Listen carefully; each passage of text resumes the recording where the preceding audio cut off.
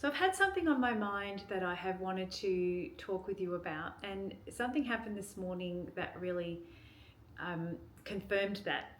Today I'm going to walk you through why sometimes at this age, in our, maybe 50s onwards, as Gen Xers, we sometimes have been groomed to expect the worst or expect something negative to happen. It's a little bit of grooming and conditioning over our lifetime because we're capable and independent and we adapt. Sometimes life is better than that, and we worry about things that perhaps we didn't need to. Today I'm going to walk you through something that happened to me that I'm smiling now, and so I'm so grateful for it.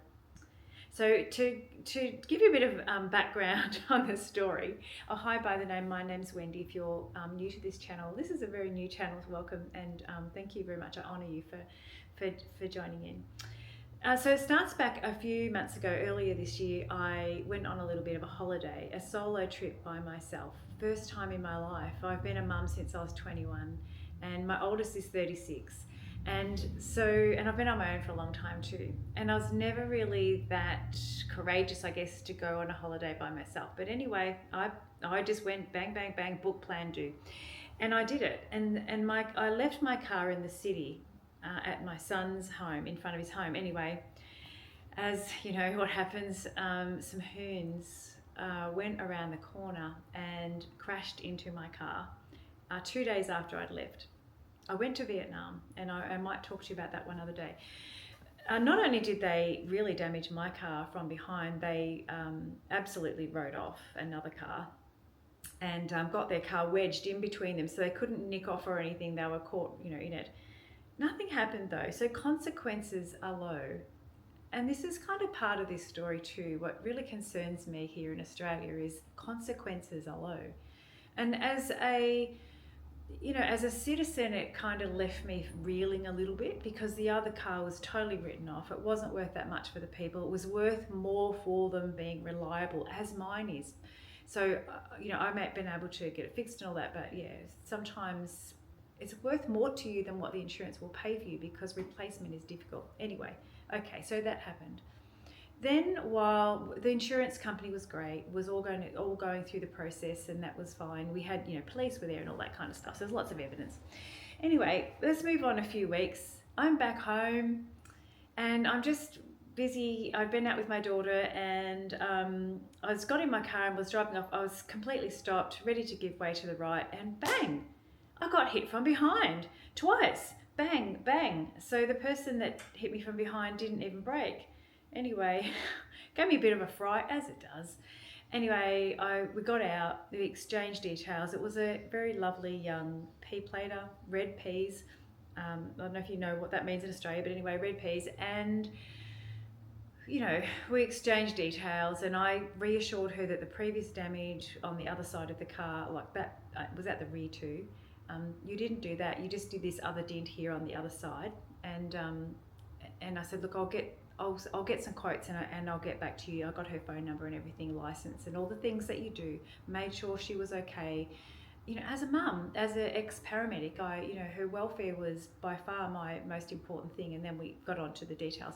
Anyway, so that happened, and I took it into the crash repair place, and they're like, oh no, what's happened now? And I said, well, we've got another ding. So this was, the other side of the back. There was a door that, comes down, and that was previously unharmed, but now it was ding.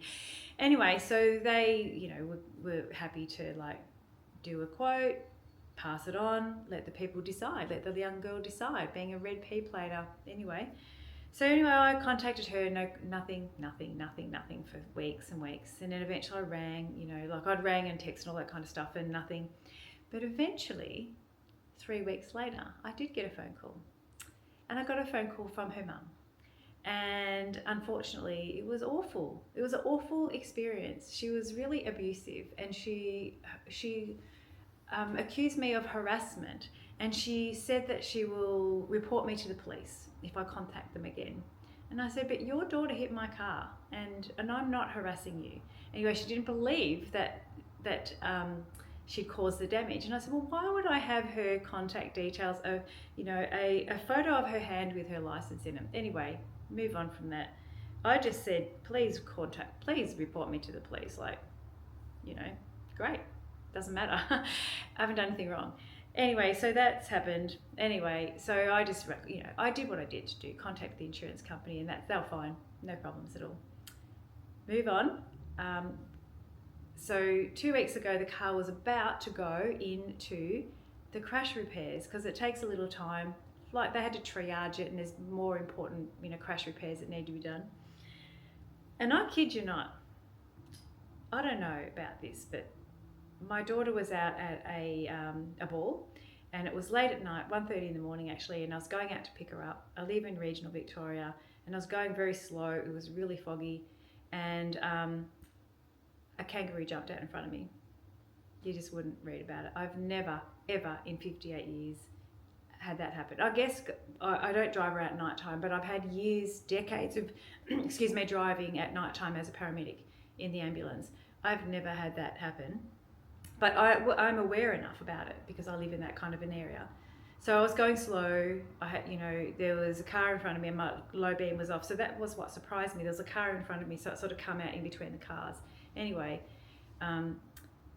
sure enough, it got its tail whacked my car. So it, was fine. It wasn't damaged. And I got a fright of my life. And at 1:30 in the morning in my pajamas, driving out to pick up my daughter. And I got into the town where I was going to and had a look. And yep, sure enough, it had broken two parts of the car. Like, even though it's an older car, like just two bits down the front, snap, but they were still attached. Anyway, I, got my wits back together. We drove home very slowly, and that was fine. No, that's not a problem. I'll deal with that another time because it was it was just too soon to do anything about it. Anyway, and the kangaroo's fine. Just for those of you who are worried, because I was worried too. It made me sick that had happened. That's okay. So on the Monday morning, I took my car into the crash repairers. I didn't worry about that part of it. Just cleaned it up. I'll just glue it together later, I think. And if you've got any hints, please let me know. So I got a hire car. And from my insurance company, I had a hire car for the last 2 weeks. And I've been a bit nervous about having the hire car because I have this awareness of people opening doors and scratching cars and that kind of stuff. By mistake, but it still definitely happens in car parks and that kind of stuff. So, when I'd go down the road to grocery something, I'd park the car away in the furthest away in the car park with no one beside me and really take care of this car. But you wouldn't read about it. I was in town, just randomly parked, and the car got keyed. I keyed or pocket knifed. So someone's come along intentionally to the hire car and scraped along the front of above the wheel of the car there, and deeply scratched the paint, like right down to the metal in one place and sort of cut it in another one before that. And I didn't notice it when I first got in the car, but when I got home I noticed it, and I felt sick, and the reason I felt sick was not because it's like another thing I've got to deal with, but it is. I felt sick because of the way that people think it's okay to treat other people's possessions, and like it was okay for that young girl's mum to abuse me. The young girl had nothing to do with it. She was beautiful and grateful that I took care for her, but I felt sick. I started to feel a bit sick that you're starting to sort of feel a bit unsafe, and like people can just do whatever they want to your property, and when you don't have a huge amount, you just get sick of that sort of behaviour. But yeah, you're a bit powerless because there's consequences. The consequences. Anyway, I've been feeling sick about it all weekend, and it's gone through my head, like, what do I do? Because the fact is that when you have an insurance, a hired car, you have to pay a fair bit. If something happens to that car, you've got to pay a fair bit up front. If you've got to claim the insurance on that car, and the no claim, like there's no claim, you've got to pay. Like it was $1,100 for this car. Anyway, I took it back there this morning, And I was just going to try and negotiate with them, like, instead of having to pay the 1,100, can I just pay for the scratch to get fixed? I'll just pay, you know, whatever that costs there, because surely it would be cheaper than the $1,100. And I was honestly, I think I said in one of my videos that I'm a spiritual person, and I do talk to my higher self and my guides. And anyway, on the way in there, and I was sort of like reasoning with myself and saying, look, if I could ask for anything, it would be compassion. Like, I'm going to be upfront, I'm going to tell them what's happened, I'm going to show them the scratch. And if I could just ask for something, can they please just be reasonable about what they're going to charge me for this? Because in my head, I'm thinking that, you know, it's going to be $1,100, which, you know, like, it's a lot of money, isn't it? Anyway, so I took it back and I said to the lady, look, I need to show you something. I'm so very sorry. The car was damaged on the weekend. Someone's come along and it looks like a pocket knife or something has scratched it. Anyway, so she came out and she had a look, and she came back in and she said, let me have a think about it. And she got the fellow out and told him, and you know what? I am going to thank my lucky stars, and this will give you faith. I hope this gives you faith, because it absolutely warms my heart that they said, don't worry, it's got some other bits and pieces on it, don't worry about it. Like, really? Are you sure? They said, don't worry about it, we'll deal it, we'll sort it out. Like, how much, when I asked for compassion, like, that was just heartfelt, beautiful, amazing. I'm so grateful. It's just amazing. But it doesn't stop there. So the crash repair people said they'd come and pick me up. And so I gave them a call. It's been, I don't know if you can see outside, it's been wet, windy, yucky, horrible weather. So I was outside waiting on the road for them to come. I rang them and just said, I'm ready now, can you come and get me? And they said, oh, someone's already on the way, because they were picking up someone else. So they'll be there. They won't be too long. I honestly just stepped out of the gate, and they were here. They were right there ready to pick me up, smiling, happy, no idea of what's happened, of course. And so I jumped in. They were welcoming, beautiful, kind. We went and picked up another person. Then we went back to pick up my car, and the fellow said, oh, they've just taken it to wash it. I'm sorry, it's just, if you just wait, 15 minutes, it'll be ready. And I'm waiting 15 minutes, and this is just now, this morning, and then it's like, I gotta go. I have to go to work. Like, is the car clean yet? Like, is it ready? Anyway, he came back out and he goes, oh, I'm really sorry, it's not ready yet. The fellow that's cleaning your car, he's really conscientious, and it's probably going to take another hour. Like, he's really, really cleaning your car. Like, he's getting it really nice for you to take home. And I'm just like, really? Like, really?